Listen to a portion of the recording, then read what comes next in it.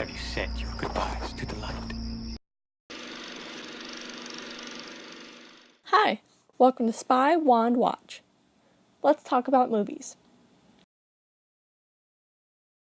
Today's movie, Interview with the Vampire. Warning, this video may contain spoilers. So I looked up the movie and found that it actually was originally a book series by Anne Rice.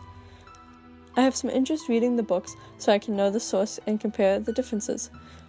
Many do suggest reading the books before watching the movie, which can be said for many series. What I did notice about this movie is that it does play with the ideas of morality and emotion. While a vampire, it seems you're only being surrounded by darkness. And although it is an interesting story, I do think that it followed some vampire tropes, like the mysterious male vampire hunting for women to feed on, but maybe the movie did that on purpose. And what actually made this film stand out is that it looked more on the side of the vampire, like the main character Louis, who is not just a plain black and white monster or vampire. He has more sides to him. I think this does make Louis a very complicated character.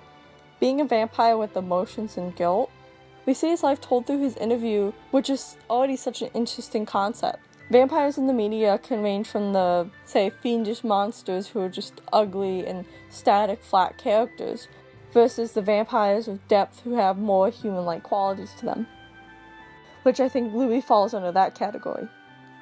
We also see some of the relationships played out with Louis and the other characters like Lestat, Claudia, and Armand.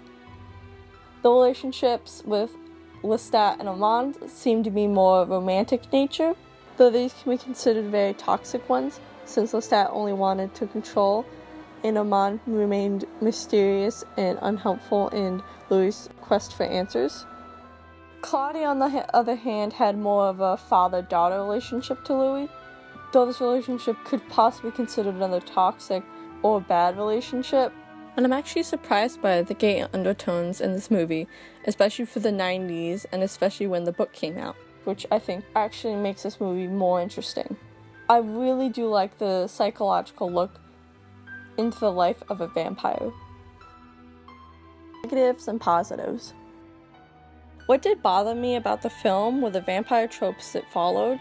Many genres do follow this by having a male vampire preying on women. This is actually a trope seen in a lot of media, and honestly, I feel like it's overdone. I think it puts men in a position of power over women. Maybe some could spice up the stories with maybe some female vampires, or just not primarily kill women. I think the vampire's feeding is also linked with sex and assault. We see women getting assaulted in a lot of film and TV, and it's mostly just used for shock and plot devices. But again, maybe that was the point of the movie. It wanted to show the dark side and sins of the vampires and how it reflects society. Vampires seem to be human sin amplified. I did like this movie. It was thrilling, it had phenomenal acting, particularly from Kirsten Dunst. I've heard that many at first were even mad about Tom Cruise being cast because of his previous roles. Everyone soon loved him, and I agree that he was great for the role.